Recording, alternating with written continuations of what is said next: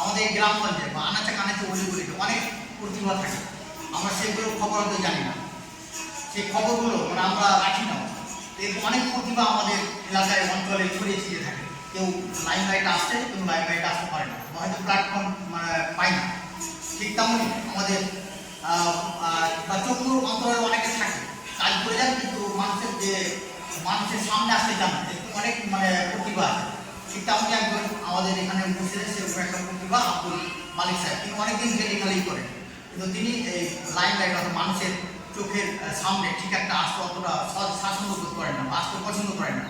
নির্ভীকতেই লেখা সাহিত্য জানি যে লিটারেচার অর্থাৎ সাহিত্য হল সমাজের দর্পণ, সমাজের দর্পণ অর্থাৎ সমাজের চিত্রগুলো আমরা ফুটিয়ে তুলি এই কবিতা বা প্রবন্ধ বা গল্পের মাধ্যমে, অর্থাৎ সাহিত্যিকরা করে থাকে, সাহিত্যিক কবিরা। তো এই সাহিত্যিক কবিরা হচ্ছে তারা কারিগর, আর সমাজের দর্পণ হচ্ছে সাহিত্য সমাজ দর্পণ, আর সেই সমাজের দর্পণের চিত্র ফুটিয়ে তোলেন সাহিত্যিকরা বা কবিরা। ঠিক তেমনই একজন কবি আমাদের সামনে উপস্থিত আছেন, তথা তিনি গল্প লিখেন আর পত্রিকা সম্পাদনা করেন তার নামে। তো তাকে আমরা পেয়েছি আজকে, তার কাছ থেকে আমরা জেনে নেব তার সাহিত্য জীবন সম্পর্কে। সাহিত্য জীবন কবে থেকে শুরু হলো, তার কয়েকটি বই প্রকাশ হয়েছে, তিনি কী কী পত্রিকা লিখেন, যেসব আমরা জেনে নিয়েছি। আমরা প্রথম কোশ্চেন রাখছি আপনার কাছে, আপনার সাহিত্য জীবন কবে থেকে শুরু হলো? অনেক অনেক ধন্যবাদ সকালবেলা পত্রিকার সম্পাদক মোহাম্মদ ফিরিয়া জাহাঙ্গীর সাহেবকে আমার সাহিত্য জীবন সম্পর্কে জানতে চেয়েছি। তো প্রথমত বলি, আমি প্রথম কবিতা লিখি 1993 সালে। তারপর লেখালেখি চলতে থাকে। হঠাৎ এক সময় আমি লক্ষ্য করি যে আমার কবিতার খাতাখানি কোথায় হারিয়ে গেছে, কিন্তু পাইনি আমি। তারপর আর লেখালেখি বন্ধ করে দিয়েছিলাম। দ্বিতীয় দফায় যখন আমি লেখালেখি শুরু করি 1996 সালে, তবু একটা ঘটনার মধ্য দিয়ে ঘটনাটা বলি একটু। আমি 1996 সালে একটা সিনেমা দেখেছিলাম, বাংলা সিনেমা, বাংলাদেশে 6 জন নামে, আমাদের ভারতবর্ষের হিন্দি ছবি সালমান খানের সাজন ছবি বাংলা। যে সিনেমার বিষয়বস্তু একজন প্রতিবন্ধী কবিকে নিয়ে, যে সিনেমা দেখার পর আমি গভীরভাবে অনুপ্রাণিত হই। আবার দ্বিতীয় দফায় আমি লেখালেখি শুরু করি, যা আজও আমার চলছে। আপনার প্রথম প্রকাশিত কবিতা কবিতার নাম? আমার প্রথম প্রকাশিত কবিতার নাম হচ্ছে সাবাস বাঙালি। কত সালে প্রকাশিত? 1998 সালে অধ্যাপক কৃতি সোম সম্পাদিত মানুষের জন্য পত্রিকায় প্রকাশিত হয়েছিল। এটা প্রকাশিত হতো এক সময়। তারপর আপনার বই একক কাব্যগ্রন্থ বই বেরিয়েছে? আমি একটা কথা বলি আপনাকে, যে আমি যেহেতু মনের খেয়ালে লেখালেখি করি এবং চিরদিনই আমার এই সব ব্যাপারে খ্যাতি বিড়ম্বনা কোনোদিনই আমাকে ছড়েনি বা আজও নেই। তো আমি মনের খেয়ালে সাহিত্য চর্চা করে গেছি। কোনোদিন বই প্রকাশ করতে হবে বা কোনো পত্রিকায় লিখতে হবে, এটা আমাকে কোনোদিন ভাবায়নি বা ভাবিনি। সেই জন্য আমার বইয়ের সংখ্যা খুবই কম। একমাত্র বই আমার প্রথম কাব্যগ্রন্থ তোকে ডাকিনি 1998 সালে কলকাতা সাহিত্য জগৎ প্রকাশনী থেকে প্রকাশিত হয়েছিল, যে বইটার জন্য আমি সাহিত্য জগৎ সম্মাননা বা পুরস্কার পেয়েছিলাম। তারপরে আর এখন পর্যন্ত কবিতা বই জমা আছে, হ্যাঁ, অনেক শত কবিতা কবিতা সেই সঙ্গে আপনার গল্প করেছি বেশ কিছু পত্রিকা অনলাইনে প্রকাশ হয়েছে, সেই নিয়েও একটা বই করার ইচ্ছা আছে আপনার, বা প্রকাশক আমরা পাবো, পাঠকরা একটা বই পাবো, গল্পের বই পাবো, কবিতার বই পাবো।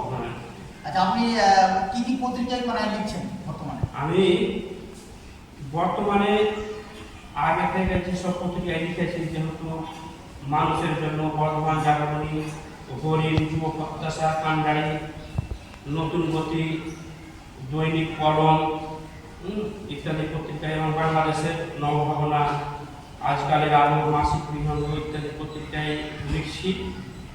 এবং সাহিত্য জগতে এখনো বর্তমানে যেগুলো লেখা গভীরভাবে যুক্ত আছি আমি, সেটা হচ্ছে স্বপ্নের পড়া সাহিত্য পত্রিকার সাথে গভীরভাবে যুক্ত।